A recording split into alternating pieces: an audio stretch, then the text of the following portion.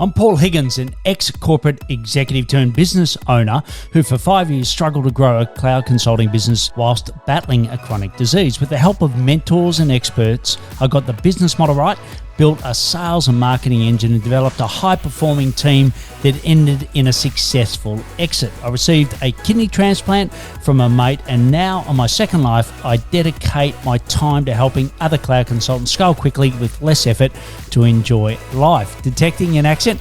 I'm an Aussie working globally from Melbourne, Australia. I interview successful cloud consultants sharing their scaling stories to give you inspiration and practical tips. I have dedicated experts for cloud consultants on the show to save you time and money by working with the right people. If you want to scale quickly with less effort to enjoy life, you're in the right place. Let's get started. I'm Paul Higgins and welcome to the Cloud Consultants Show, episode number 469. Today's topic is generating qualified leads through a marketplace. And you're going to learn, firstly, why you should be on a marketplace and what it is, how to be on there, and how to improve the algorithm picks you more than other partners. And the third one is how to upsell to existing clients the various apps that are on the marketplace. And in particular, if you're a Salesforce partner, you're going to be in for a lot of value today. If it's your first time, welcome. It's great to have you here. If you like it, please subscribe. And it's really for cloud consultants. That's you who consult and deploy SaaS platforms to get clients great results. Also, if you're a regular, thanks for your support. Always love to hear from you. Email me at paul@paulhigginsmentoring.com. Also suggest either a guest or a topic you'd like me to cover, and check out those solo shows as well. Also, you can get a summary in the notes that you're listening to in the app, and you can also get the full transcript and other links at paulhigginsmentoring.com/podcast. And this is episode 469. And before we go into the interview with Patrick, I'd like to thank our sponsors. The first one is the Cloud Consultants Collective. It's the world's only revenue-focused collective for cloud consultants. It's peer answering business questions for free for each other. And I always think that it's much better than Google and YouTube, but why don't you test that yourself? Go and sign up for free at cloudconsultantscollective.com. And the other is SendSpark. It's a fantastic personalized video platform. It allows you to add the best feature of your business, which is you, into the communication, which will help for greater close rates. And you can get 6 months for free at paulhigginsmentoring.com/SendSpark. So today's guest is Patrick. He started his career at Thomas Rauter, where he worked for various consulting and sales roles for around 8.5 years. Then he left there and joined an early stage venture-backed company called Fiscal Note, and he was the director of business development there. And he really credits his experience as one of the most beneficial of his career, and really was the incubator for what he knew then was to go and start his own business. And he then went from Fiscal Note to Gartner, which I'm sure you've all heard of Gartner, and he led the financial services practice there for 4 years. Then he went into Salesforce and was the director of strategic banking accounts at Salesforce. So he's got some brilliant research, startup, and also large SaaS platform experience. And then given all of this experience, he decided to go out and start his own company in January of 2022 after his 2-year stint at Salesforce. So what I'll do now is hand you over to Patrick Cronan from invisory.org, and this is episode 469. Great to have you here, Patrick. Thanks for having me, Paul. Looking forward to the discussion today. Yeah, look, I'm very excited by this. So Nikolai introduced you to me, and we had a great conversation. We want to now share it with you as predominantly as a Salesforce partner. There is some value here, I think, if you're across other platforms, but in particular, if you're a Salesforce partner, you're going to love this. So, I always kick off with, who your ideal client is, and more importantly, what problems do you help to solve for them? So why don't we kick off with that? Absolutely. And thanks again for the time, Paul. So Patrick Cronan, founder and CEO of Invisory. An advisory, Paul, is a platform that's been created to help ISVs and services firms go to market within ecosystems like the Salesforce App Exchange. To your point, we are covering 5 additional marketplaces now, but a big focus will continue to be on the Salesforce ecosystem. Super excited for the conversation. So tell us a little bit, like, to me, in my words, it's a marketplace, but just tell me a little bit about, what sides there are on the marketplace. Absolutely. And the company too, it might be helpful to just give you a quick overview of our origin story. I had spent a little over 4 years at Gartner, leading one of their financial services practices. It was really during that time that I had seen there was a desire from CIOs and CTOs to better understand what ISVs or services firms from the Salesforce ecosystem they should be leveraging for their respective use cases. They struggled to get accurate insight on which solutions or which vendors they should be leveraging. And that's really a byproduct of the success of the Salesforce ecosystem, frankly.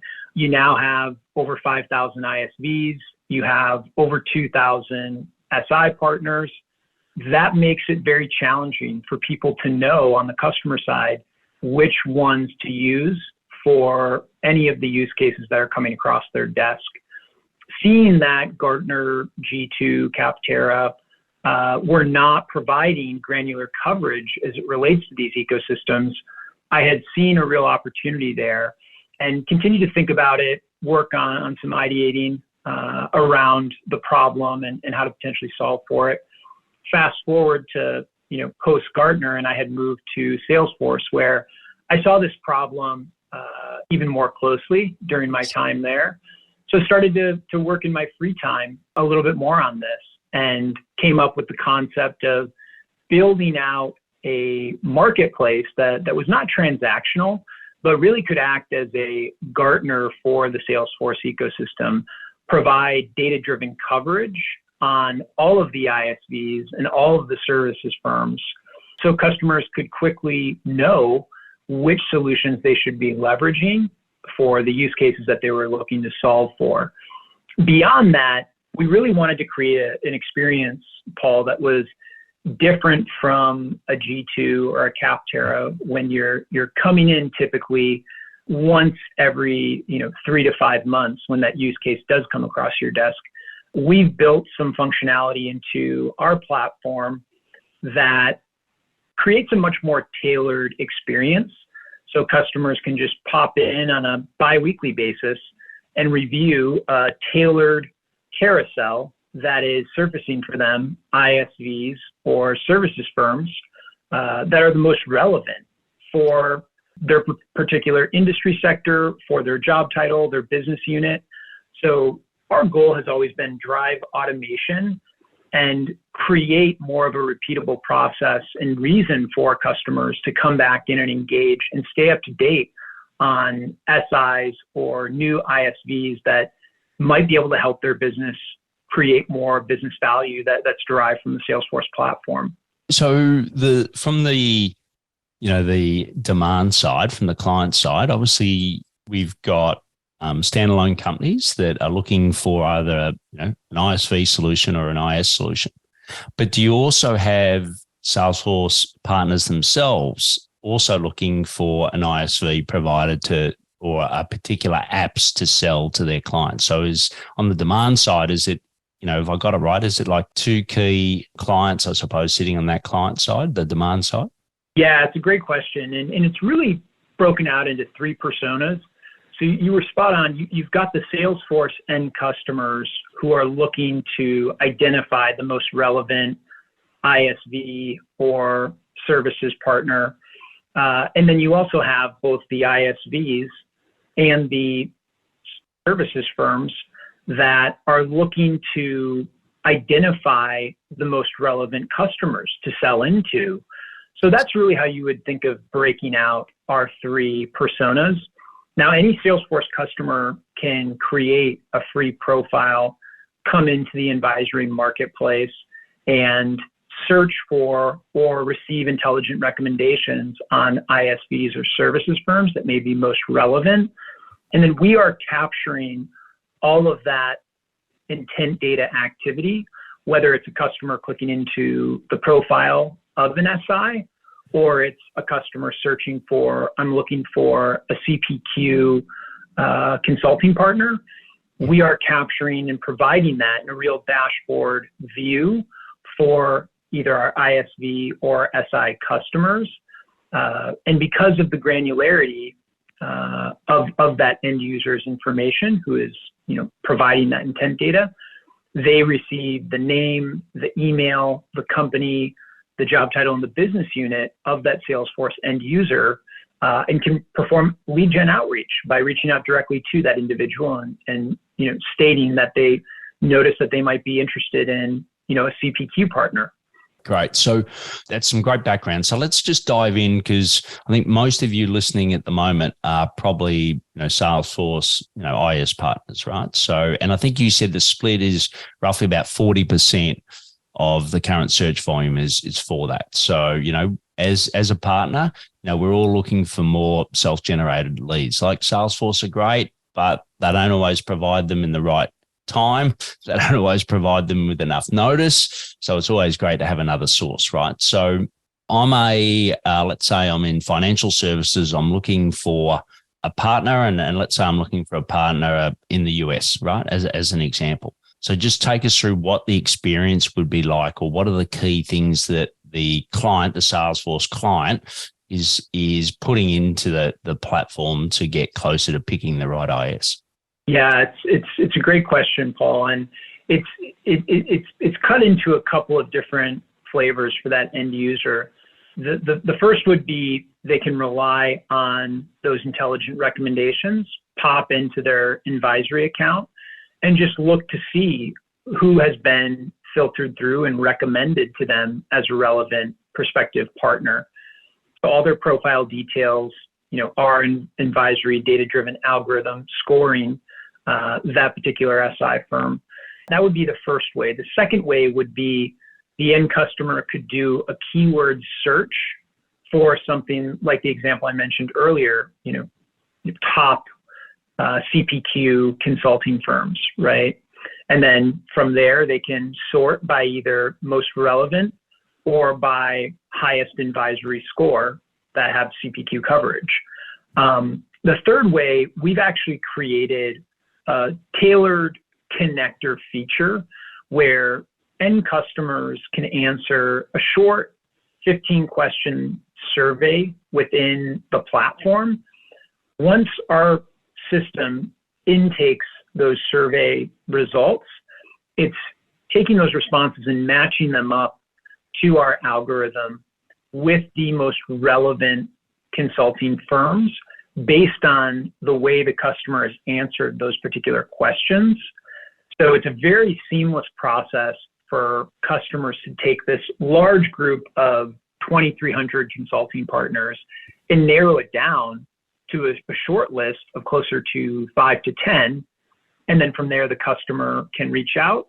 Or if one of those 5 to 10 partners that surface is a customer of ours, they're going to receive that intent data feed and have the ability to know that customers filled out a survey and they're interested in looking for that type of consulting partner. Yeah, great. So it's so it's good. It allows proactivity by you, the partner, to go see who's searching in your particular area, but it also provides the value. So as far as brand awareness and I suppose being picked up by the algorithm more than not, like what are some key things that Salesforce partners should do on advisory, I should say, to be selected?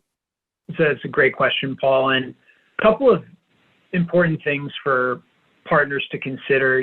First would be ensuring that they have all of their projects completed up to date and they're reporting them correctly to the Salesforce ISV and SI team that's collecting all those projects completed.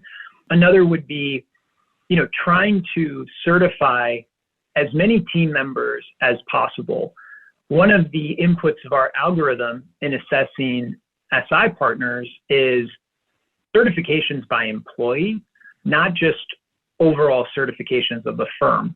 And we did that intentionally, Paul, because we found there are many firms that advertise that they have 100 certifications, but those 100 certifications might be split across 5 people, Yes. right? So customers want to know how many certifications per employee a particular partner has.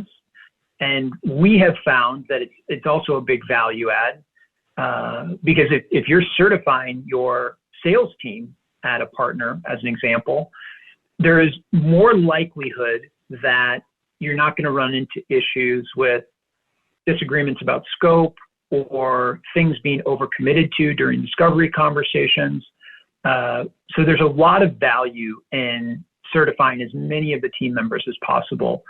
Other factors would be continuing to add different areas of product expertise or industry sector expertise. We find that the partners who have very robust coverage in those different areas have very strong CSAT scores, very strong reviews that have been provided within the App Exchange. We find with that additional coverage, they're able to cast a wider net, right? And ensure that a customer looking for any of the many things they may have or will be, they're able to surface in that result list of areas that are of interest. Yeah. So, I work with Salesforce partners at the moment. And one of the key things I'm working with them on is to actually, be more niche or niched or, be more pick a vertical, right? Because, we all know the saying that, you can't stand for everybody and everything, right? And especially if you're, I suppose, on your way up, as you get bigger as a Salesforce partner, I know that you can then have multiple verticals, but I always suggest that you, nail one first. How does that play out with what you just said?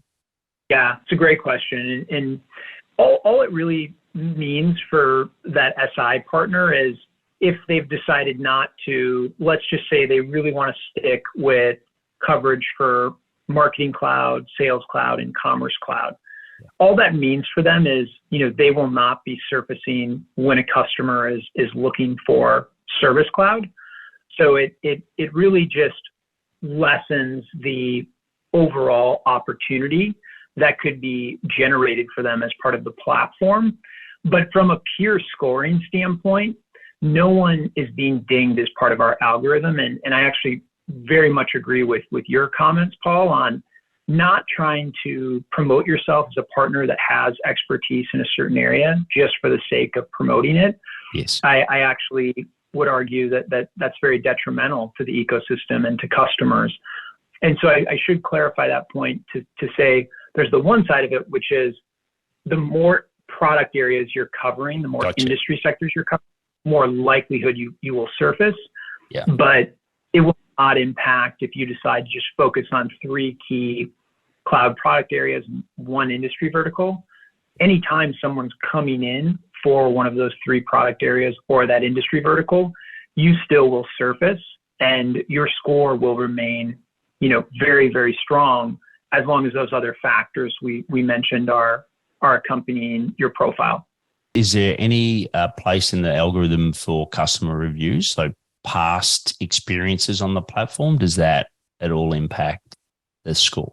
Yeah, it's a great question. And so this has been a really interesting one for us because there's different ways to look at reviews, right? You could look at it from a just straight line perspective of how many of these partners have received 5-star reviews, or you can click into the actual text using NLP and try to surface even more granular insights from that review text. We think it's important to do the latter, right? And identify areas where an SI may have received, a 4-star review, but there might have been a call out of customer success and responsiveness lacking, right? That's an important thing for a customer to know about. On the other side of it, there might be a 3-star review that is absolutely glowing. That could have been an error, right? A person made a mistake. So we do think it's important, and we'll continue to use NLP to identify patterns within the text to surface as reliable of insights as we can for the end customer side to review. Yeah, and just, all of that is. Yeah, sorry, Patrick. Just in case people don't know what NLP in this context means, because I'm sure it's not neuro-linguistic programming like what I think NLP is. What's NLP mean in this sense? Yeah, natural language processing. Yeah, great. So the on the client side again, like, are there particular size of companies, particular industries that is the 80-20 rule at the moment on the platform? Just give us a bit of a context as to what the end clients are looking like at the moment. Yeah, absolutely. We've seen a big push, I would say, from industry verticals like financial services, like healthcare and life sciences. Consumer has been very strong. We're starting to see more in the manufacturing industrials.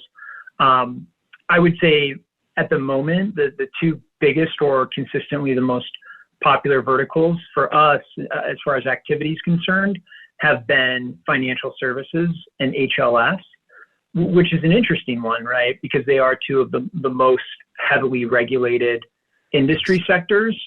A lot more complexity there. There is oftentimes more likely a need to bring in a partner who specializes in one of those verticals.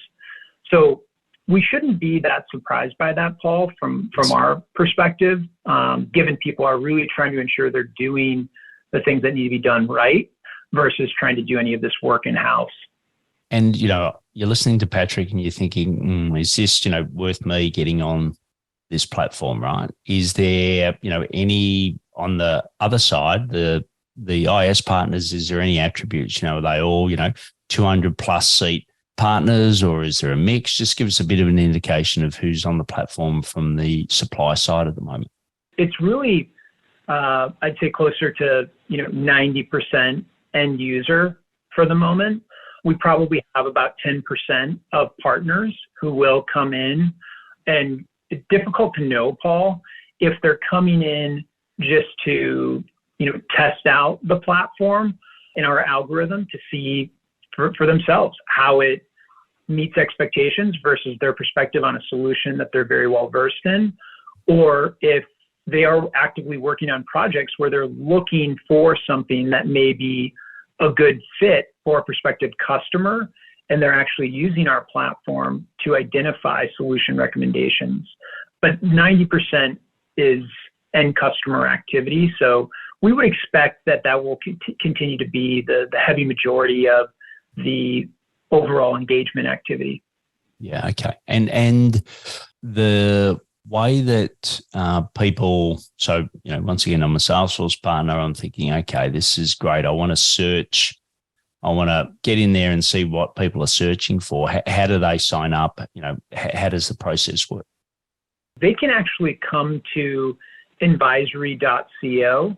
They can book time on our Calendly and schedule a 15 to 30-minute meeting, with us, and we can get them set up very quickly from that standpoint, Paul.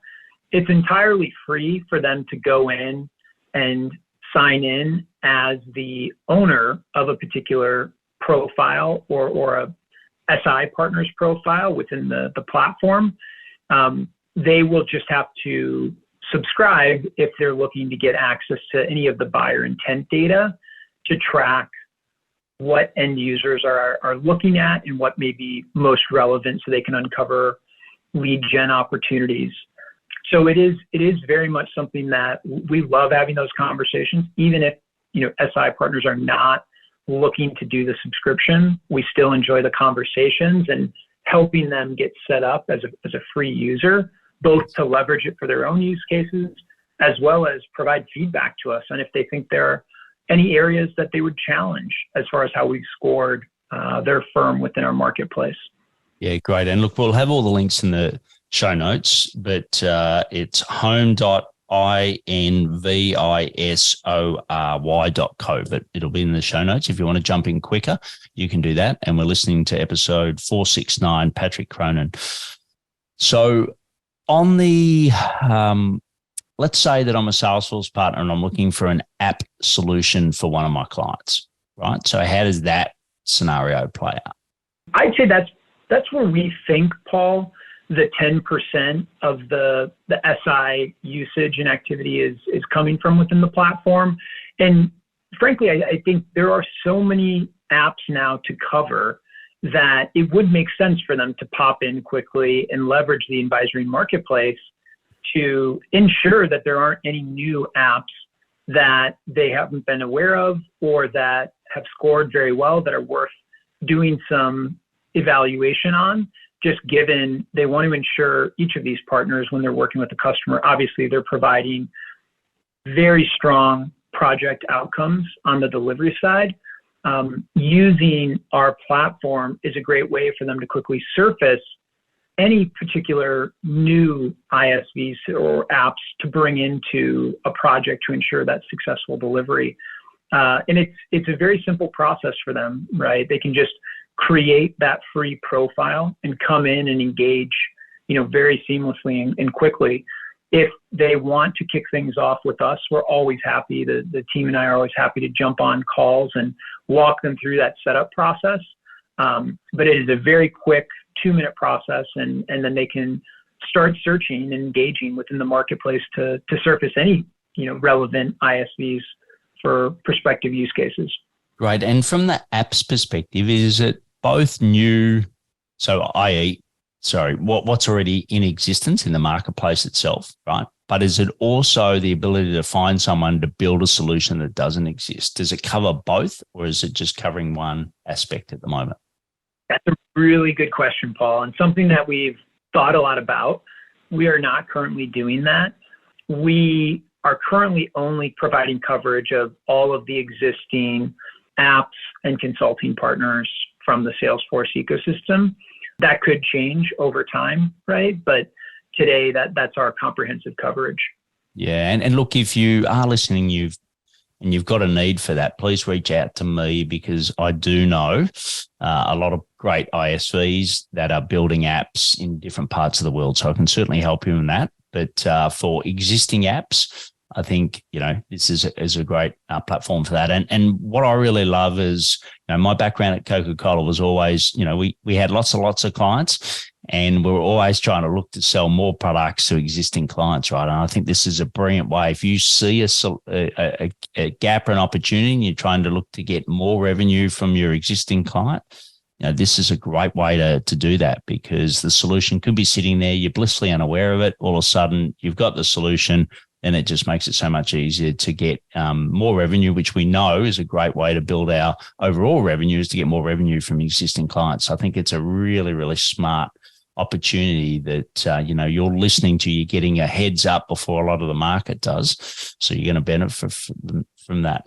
And as far as your next, let's say, couple of years, right? Let's sort of take a fast forward view for advisory. Where do you see it sort of playing out? What's the vision for the business? What do you hope to have in 2 years' time? We have closed on our first acquisition, which we announced in early February, Paul. So we've just about finished the integration of the GTM Guides business. The founder, Mike Davis, has been phenomenal. His COO, Sienna Quirk, came in, and she's now our VP of marketing, also been phenomenal. So we'll continue to be acquisitive. We are in the process of looking at a couple of opportunities, and you'll probably hear some news soon, Paul, on some additional acquisition activity that we're pursuing. Yes. And our strategy has always been look for services businesses where we like the founders and we feel confident that we can build a product around their services deliverables that can be automated, right? And at the core of our business is go-to-market. It's go-to-market for ISVs. It's go-to-market for consulting firms. We exist to help these customers sell more within cloud marketplaces. And so when you think about 2 years out, it's us expanding our coverage to AWS, to GCP, to Azure, to ServiceNow, to HubSpot. those are the 6 in the near term, Paul, that we're covering, and we're actively evaluating additional marketplaces that will expand our coverage to. The goal remains the same though, right? Ecosystem by ecosystem, you have ISVs that are looking to better connect and increase their brand awareness and go to market more effectively. And you have SIs that are looking to do the same thing. So we really exist to support customers on each side of that dynamic. Yeah, it's brilliant. And look, in a way, our community, which is a cloud consultants community, is similar in a way that it's there to support all of the partners, and there are some ISVs, but mainly the partners to actually learn from each other. And we're platform agnostic, like you just said. So, it's no matter, if you're a Salesforce partner, you're a HubSpot partner, ultimately the B2B marketplace is, or the way that you go to market is very similar. Where I think this is hugely complementary is it actually brings some data, and it actually starts to make it easier to generate those leads outside of your vendor, right? So a lot of the things that you're doing, you might be doing it on LinkedIn, you might be doing on other things. Continue to do those, but this is an additional opportunity.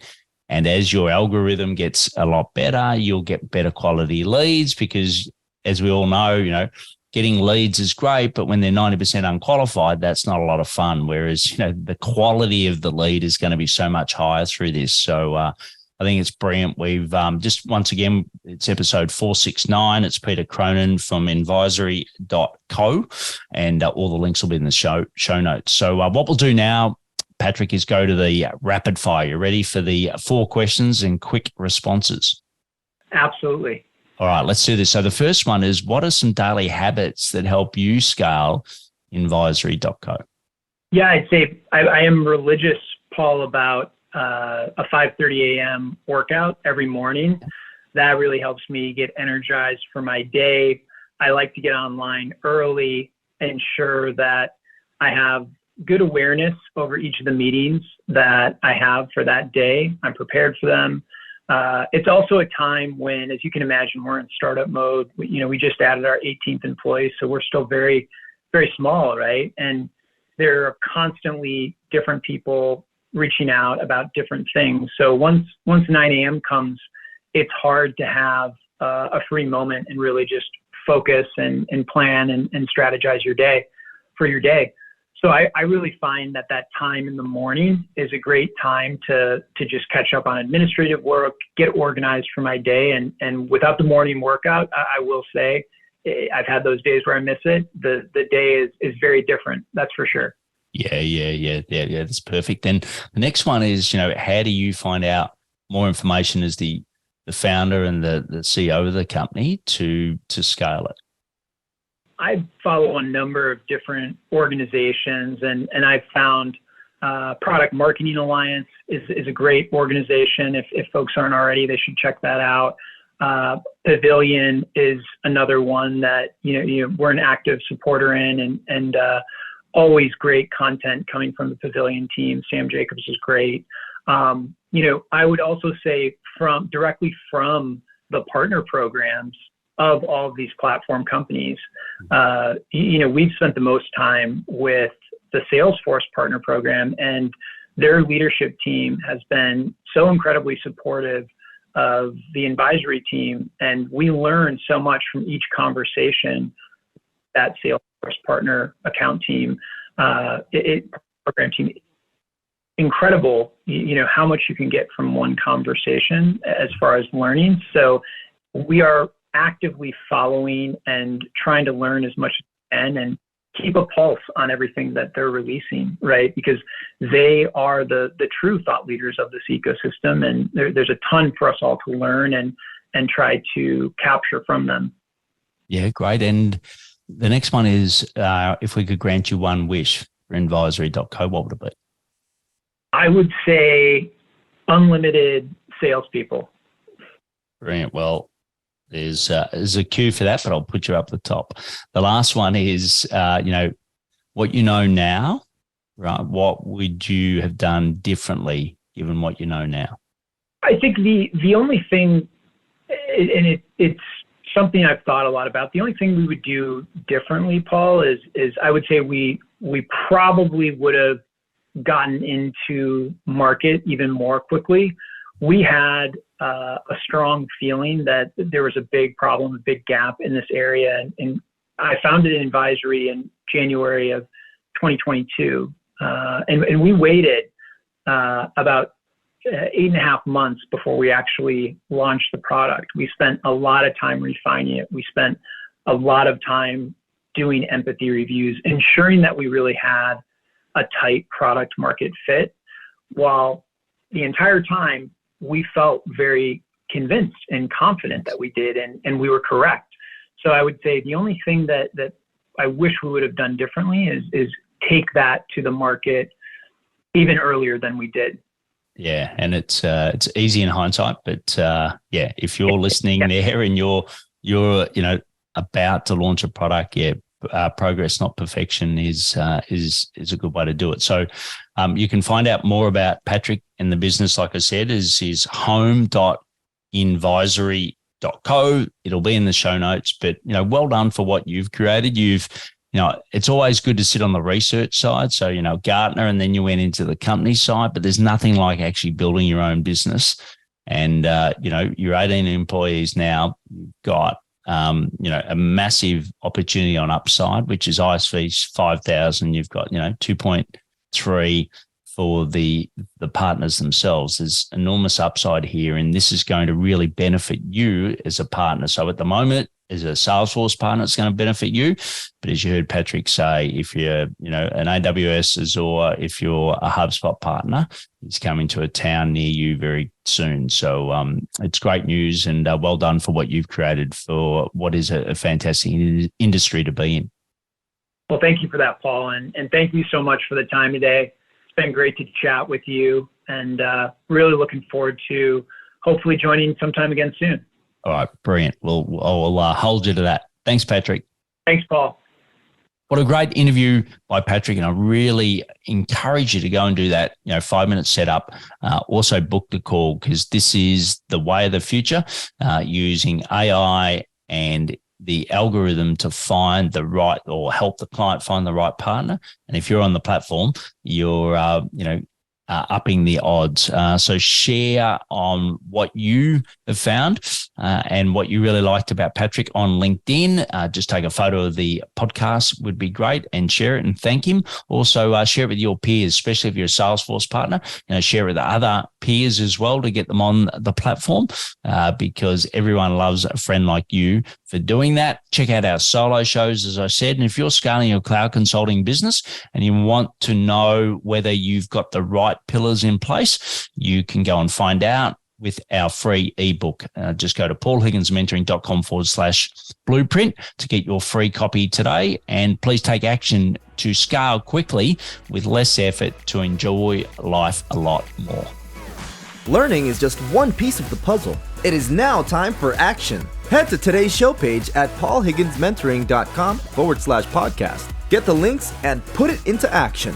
Head to your favorite podcast platform, subscribe, rate, and review the show. Suggest topics for me to cover at paul@paulhigginsmentoring.com.